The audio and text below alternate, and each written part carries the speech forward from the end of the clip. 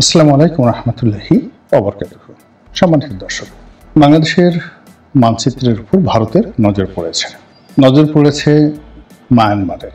America দীর্ঘদিন ধরে বাংলাদেশের উপর নজর রাখছে।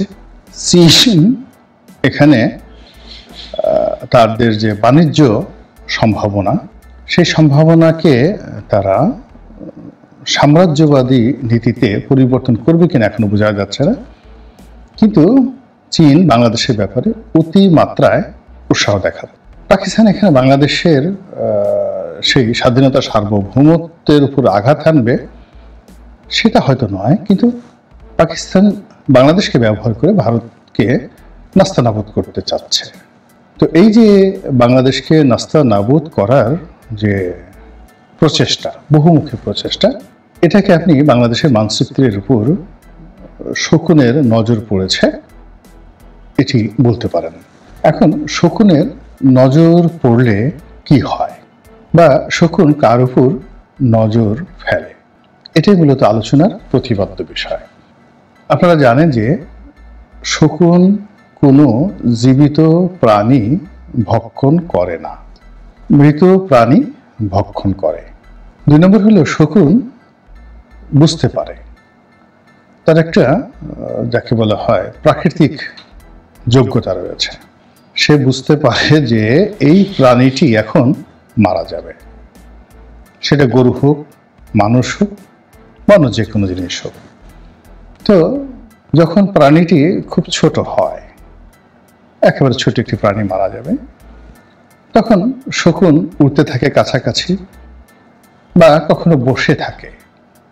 ধরুন একটা বিড়াল মারা যাবে, তো বিড়ালের পাশে সে বসে থাকে, ও মারা যায়, তারপরে সে, কিংবা ধরুন একটা বড় হাতি মারা যাবে। এখন একটা হাতিতে একটা শকুনের পক্ষে খাওয়া সম্ভব নয়, সে তখন তারা সাউন্ড করে। সাউন্ড করার পর দেখা গেল 500-600 শকুন চলে আসে, এবং সেই হাতিটিকে কেন্দ্র করে তারা উড়তে থাকে। কখনো কখনো নিকটবর্তী কোনো গাছ সেখানে বসে থাকে, অথবা ভূমি যদি নিরাপদ হয়, আশেপাশে যদি কোনো লোকজন না থাকে, তাহলে তারা সেখানে দল বেঁধে বসে অপেক্ষা করতে থাকে। তাহলে শকুনের যে টার্গেট, শকুন খায় মৃত প্রাণী, আর দ্বিতীয়ত শকুন একটা প্রাণী কখন মারা যাবে সেটা দিনক্ষণ সময় সেটা শকুন প্রকৃতিগতভাবে বুঝতে পারে। তো বাংলাদেশের মানচিত্রের উপর যদি শকুনের নজর পড়ে থাকে, তাহলে এই যে শকুন, তো এই শকুন যারা, তারা বাংলাদেশের দুরবস্থা কিন্তু বুঝতে পেরেছে। আমরা বাংলাদেশে বসে যা বুঝতে পারিনি, বা এখনো যেটা কল্পনাও করতে পারছি না, বুঝতে পারছি না, এই বাংলাদেশকে খাওয়ার জন্য যে সকল শকুন উড়ে বেড়াচ্ছে, ঘুরে বেড়াচ্ছে, তারা টু দি পয়েন্টে বাংলাদেশের হার্ট এখন কি অবস্থায় আছে, কলিজা কি অবস্থায় আছে, হৃৎপিণ্ডের অবস্থা কি, কিডনির অবস্থা কি, চোখের যে কর্নিয়া রয়েছে, কর্নিয়ার অবস্থা কি, কতটুকু রক্ত আছে, রক্ত সঞ্চালন কেমন হচ্ছে, তারপরে পাকস্থলীর অবস্থা কি, চামড়ার অবস্থা কি, শরীরের যে মাংসপেশি সেগুলোর অবস্থা কি, কোন জায়গাতে কামড় দিলে খুব সহজে তাদের ক্ষুধা নিবারণ হবে, এই জিনিসগুলো বাংলাদেশের উপর যারা নজর রাখছে শকুন, তারা খুব ভালো করে জানেন। শকুন যে শব্দটি, এটি মহাভারতের একটি শব্দ, হঠাৎ করে কিন্তু আসেনি। তো সেখানে একজন মন্ত্রী ছিলেন। আপনারা জানেন যে মহাভারতের যে যুদ্ধ, পাণ্ডব এবং কৌরবদের মধ্যে যুদ্ধ। তো পাণ্ডবরা বিজয়ী হয়েছিল, পঞ্চপাণ্ডব 5 ভাইয়ের, তাদের দল জয়ী হয়েছিল, আর পরাজিত হয়েছিল কৌরবরা। তো কৌরবদের মধ্যে যে নামগুলো, যেমন একজনের নাম ছিল জটিল বীর্য। তো এই যে জটিল বীর্য যে শব্দটি, এটি যদি এখন পর্যন্ত কল্পনা করেন, আপনি বুঝতে পারবেন নিশ্চয়ই ডেঞ্জারাস এলিমেন্ট।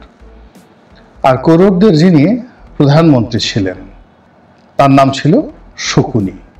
তার নাম ছিল শকুনি, যিনি কৌরবদের যে রাজার শ্যালক ছিলেন। আর যে রানী গান্ধারী, সেই গান্ধারীর ভাই ছিলেন, এবং তিনি বর্তমান যে আফগানিস্তান, যেটার আদি নাম ছিল ব্যাকটেরিয়া, সেটার তিনি রাজপুত্র ছিলেন। তো সেই যে তার যে চক্রান্ত, মহাভারতে যেভাবে বলা আছে, তিনি যেভাবে প্রতিশোধ নেওয়ার জন্য এসেছিলেন, তো সেই প্রতিশোধ চরিতার্থ করার জন্য তিনি একটি রাজবংশকে শেষ করেছিলেন। একেবারে পুরো উত্তর ভারত, দক্ষিণ ভারতের রাজনীতি, রাজবংশকে পুরো তছনছ করে দিয়েছিলেন। তো সব মিলিয়ে তার যে একটা ভিলেন চরিত্র, সেই ভিলেন চরিত্রটা ধীরে ধীরে ধীরে ধীরে একটি পাখির উপরে চলে এসেছে, শকুনের উপর। এবং সেই শকুন শব্দটি আমরা গত 5000 বছর ধরে এখন পর্যন্ত একই আতঙ্ক নিয়ে, ঘৃণা নিয়ে, চরিত্র নিয়ে আমরা কিন্তু ব্যবহার করছি। তো সেই শকুনের নজর বাংলাদেশের উপর পড়েছে। আর ইতিমধ্যে আমরা অনেক দায়িত্বপূর্ণ পদ থেকে শুনতে পাচ্ছি, বাংলাদেশের মানচিত্র নিয়ে কথা শুনতে পাচ্ছি, সংবিধান নিয়ে কথা শুনতে পাচ্ছি, ভীষণ রকম ভয়াবহ সব কথাবার্তা, সমুদ্র নিয়ে কথাবার্তা শুনতে পাচ্ছি, সেন্ট মার্টিন নিয়ে শুধু কথা না, কর্মকাণ্ড আমরা দেখতে পাচ্ছি। এরপর বাংলাদেশের আকাশ, বাংলাদেশের বাতাস লিজ দেওয়ার জন্য আমরা যে সকল কর্মকাণ্ড করছি, এর ফলে কি হলো, শকুনদের মধ্যে নিদারুণ একটা উন্মাদনা তৈরি হচ্ছে যে এই দেশের নদী নালা, খাল বিল, এই দেশের বনভূমি, এদেশের মানুষ, পশু পাখি, কীট পতঙ্গ সব কিছুই শকুনদের আহারের জন্য খুব দ্রুত প্রস্তুত হয়ে যাচ্ছে। এক ধরনের কল্পনার শক্তি, ইলিউশন, সেই ইলিউশন নিয়ে আমরা বেঁচে আছি। আমাদেরকে জান্নাতে যেতেই হবে, আমাদেরকে 70 জন হুর পেতেই হবে, নিজের জীবন যায় যাক, কিন্তু কোনো অবস্থাতেই জান্নাত নষ্ট করা যাবে না, জাহান্নামের ধারের কাছে যাওয়া যাবে না। এই চিন্তা নিয়ে, এই কল্পনা নিয়ে আমরা বর্তমান সময়টিকে অবহেলা করে, কাউন্ট না করে, আমরা আগামী দিনগুলোকে নিয়ে যে স্বপ্নের জাল বুনছি, এই স্বপ্নের জাল আমাদেরকে পঙ্গু করে দিয়েছে। অবশেষ আল্লাহ রাব্বুল আলামিন ছোট্ট একটি সূরা, সূরা আল আসরে যে জ্ঞান আমাদেরকে দিয়েছেন, যে কসম তিনি করেছেন, সেটা হলো সময়ের নামে, যে সতর্ক করেছেন সেটি হলো সময়ের নামে। সময়ের মতো অমূল্য মণিমাণিক্য রত্ন আর এই ইহজীবনে হতে পারে না। জান্নাত বলেন, জাহান্নাম বলেন, সবই সময় নির্ধারণ করে দেয়। কাজে 2025 সনে আমাদেরকে বুঝতে হবে আমাদের সীমান্তে আসলে সমস্যাটা কি, মায়ানমার সীমান্তের সমস্যাটা কি, আর ভারত সীমান্তে সমস্যাগুলো কি। আমাদের যে দুর্গম এলাকাগুলো রয়েছে, সুন্দরবন, বান্দরবন, খাগড়াছড়ি, তো এখানে প্রকৃত সমস্যা কি, কি ধরনের ঝুঁকি এখানে রয়েছে। আমাদের দুটো চিকেন নেক রয়েছে, একটিকে বলা হয় শিলিগুড়ি চিকেন নেক, যেটা ভারতের আন্ডারে রয়েছে, বাট ওটার ফলাফল আমাদেরকে ভোগ করতে হবে। আর বাংলাদেশে রয়েছে ফেনী চিকেন নেক।